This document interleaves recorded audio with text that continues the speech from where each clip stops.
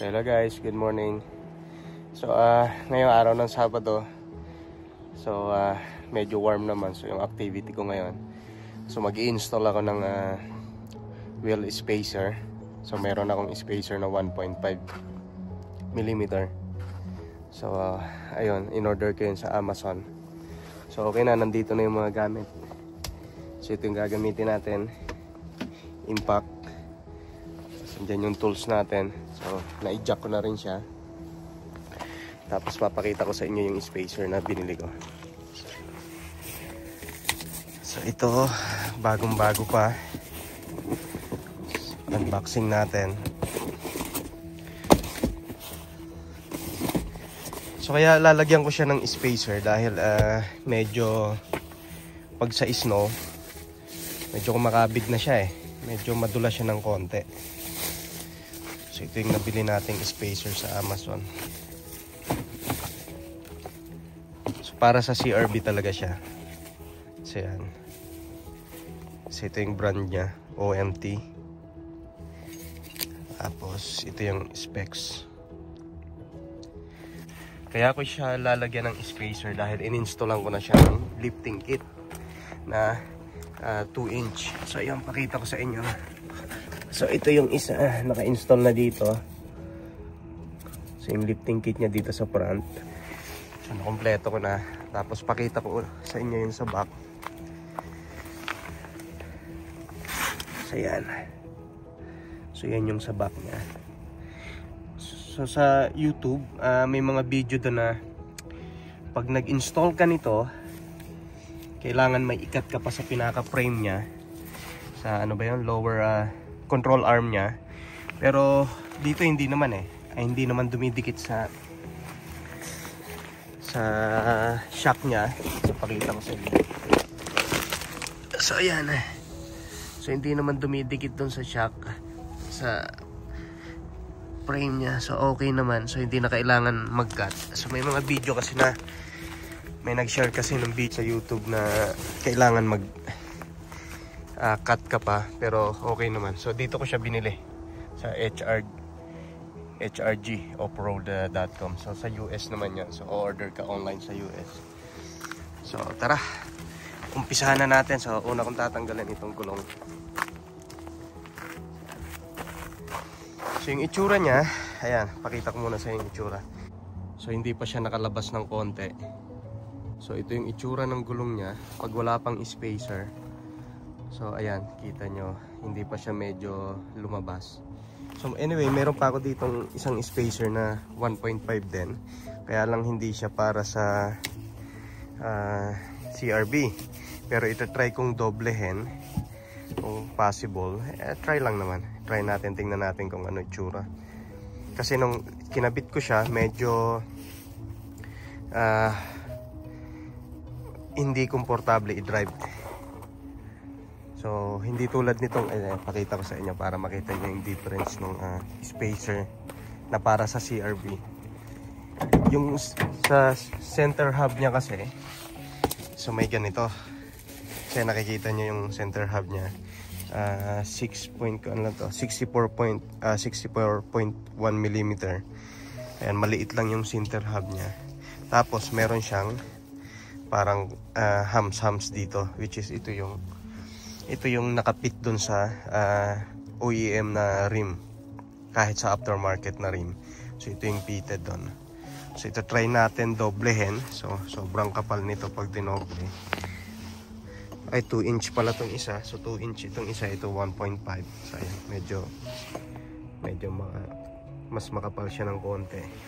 So ito try natin kasi ito naman yung ang mangyayari, ito yung nasa labas. So ito pa rin yung magpipit sa rim, sa gulong. So try lang natin, baka sakaling mag-work. So mas maganda, mas labas, mas maporma. So yan yung project natin yan.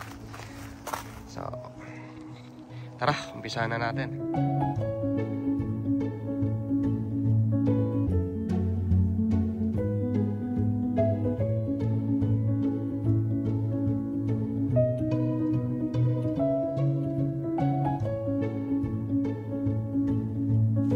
guys, ito na yung itsura ng well spacer niya. So makikita niya dito sa routers. So kaya 64.1 mm lang yung para sa CRV dahil fit na fit siya, wala siyang play. So yung gamit ko dati, so ayan, so ikakabit natin yung gulong after niya. So yung gamit ko dati ito, so malaki siya, walang nakalagay dito kung binigay lang kasi sa akin to ng friend ko. Walang nakalagay kung ilang millimeter yung center kuan niya, hole niya. So ito may play kasi siya. Ayan, pakita ko sa inyo pagkakaiba nila. So kasi makita niya, ayan, sobrang laki. So nagpi-play siya. So every time na nagda-drive ako, lalo na pag ma-snow, so bukod sa dulas ng snow, nagpi-play pa siya. So napaka-delikado. So kaya bumili ako online sa Amazon yung pit para sa kanya talaga. So ayan na yung itsura niya. So ito hindi na natin gagamitin, hindi na natin dodoblehin dahil hindi siya para sa CRV. Pero the same siya ng bolt pattern, hindi lang siya angkop sa CRV. So tara, tuloy natin.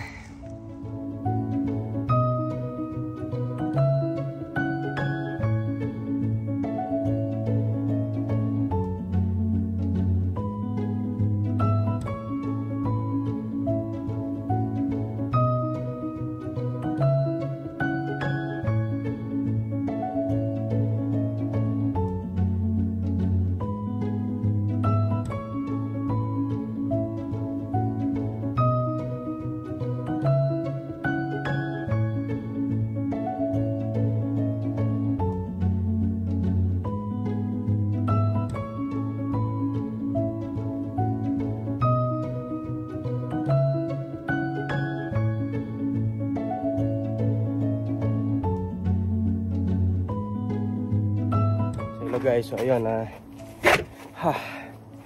nakakangawit din. So natapos na natin install yung 4 na spacer. So ito, pakita ko na sa inyo. So ayan, so yun, nakakabit na siya. Yun yung sa unahan, ito yung sa likod,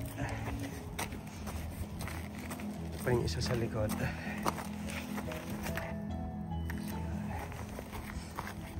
Tsaka yung last na sa unahan. So check natin yung clearance niya.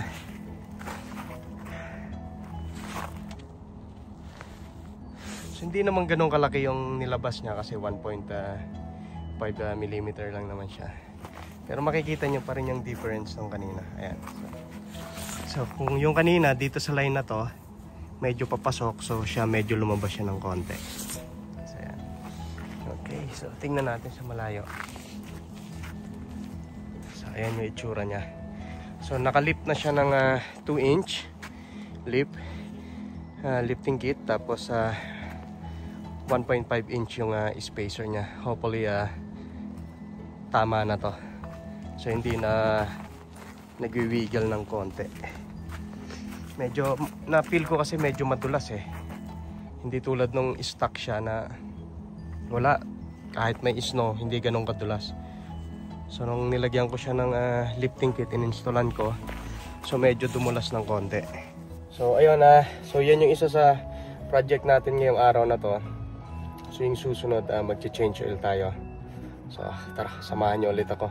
So ayan, kung makikita nyo, kaya sinasamantala ko yung weather ngayon. So positive 3, although malamig pa rin siya, pero hindi tulad nung mga minus yung nung weather na talagang malamig siya. So ito mas okay siya. Yan. So tara, samahan niyo ako ulit. Prepare ko lang yung gamit and then banat ulit tayo.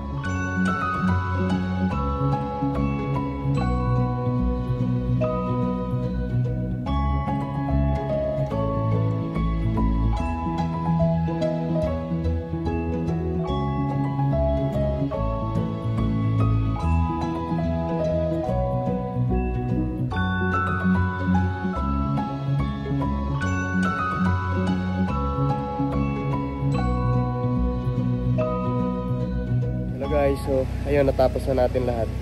So nakapag-change oil na tayo. So na-install na natin yung wheel spacer na 1.5 inch.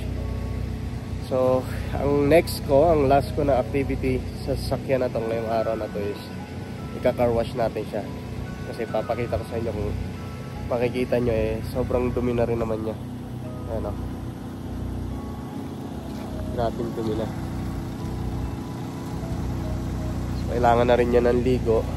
Bigay natin sa kanya kasi day off naman niya ngayon. So araw-araw natin gamit to from Monday to Sunday. So alagaan naman natin kahit paano. So ayun, so tara, samahan niyo ako at paliguan natin. Come in. So ito, so nandito na ako, medyo hininga lang ako. So nagtapong pa kasi ako ng basura. So yun nga, tulad ng nabanggit ko kanina, so yung last activity natin is magka-car wash tayo para naman medyo ma-preskohan tong sasakyan natin, si Destiny. So araw-araw natin siyang gamit, so ibigay naman natin sa kanya yung para sa kanya. So ayun, so kung mapapansin nyo, dini-DIY ko lang lahat kasi nga dito sa Canada mahal talaga gawa ng mga ganon. Yung change oil lang dito, may mga ibang Pilipino, yung singil nila $20 pag talagang kakilala nyo. Pero yung common, $25 to $30 yung change oil. Labor lang yon. So 1,000 pesos siya. So yung labor.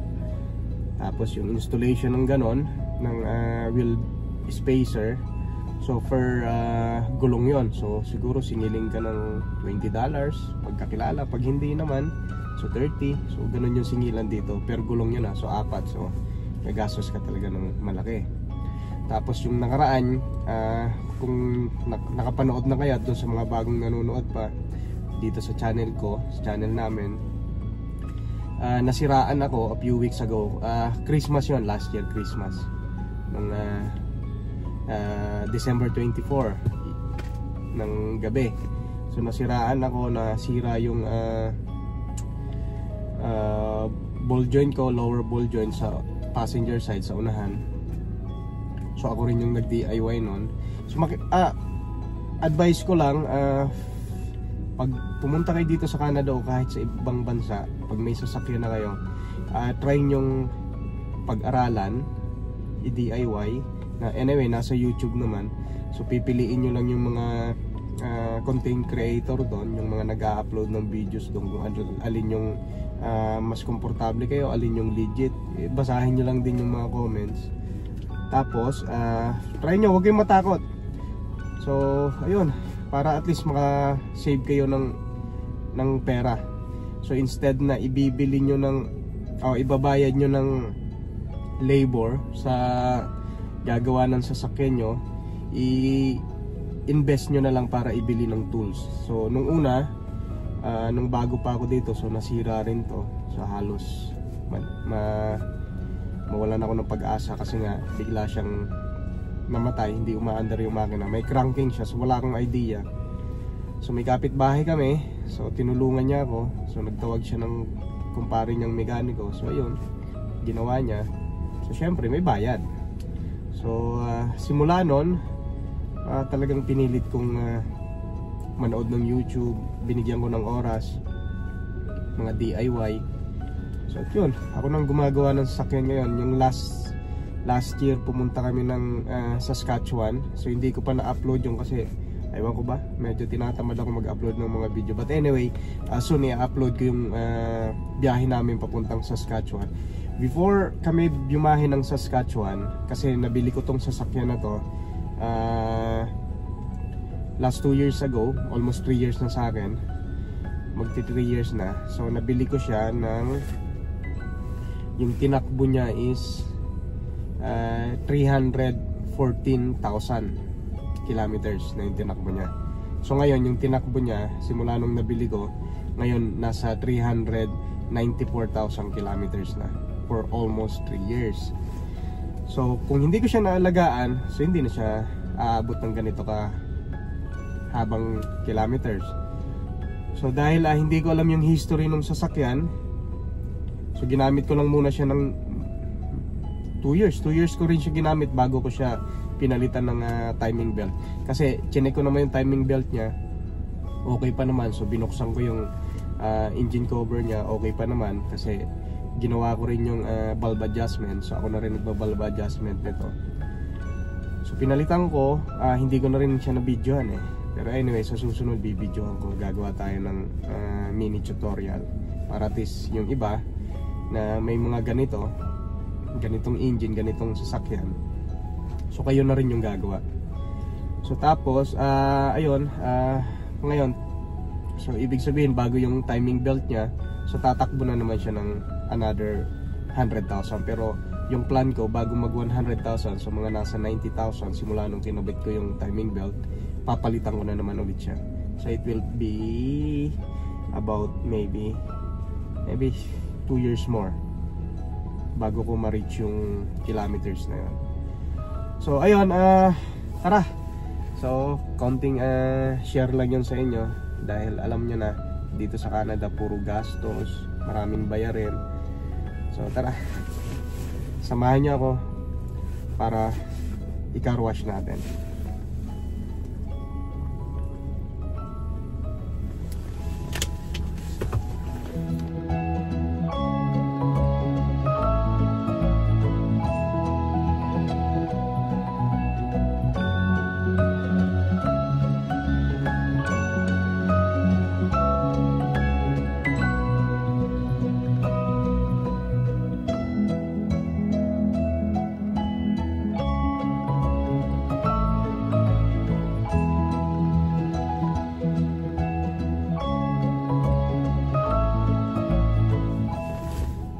Nandito na tayo sa car wash, kaya lang pila pa tayo. So ngayon lang nangyari to, pumila tayo dahil marami nagka-car wash ngayon.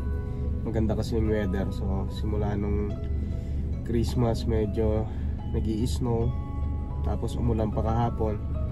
So ngayon lang maganda yung weather, so kaya may mga nagka-car wash. Pero hindi ganun karami yung volume dito. Hindi tulad sa dati naming tinitirhan, talagang pipila ka talaga, pang-4, pang-5 yung sasakyan mo. So ito, tayo na agad yung susunod. So ayan, pakita ko sa inyo. So ito, tingnan nyo sila. So ayan. So yan yung mga nakapila. So tayo yung susunod. So hintayin lang natin.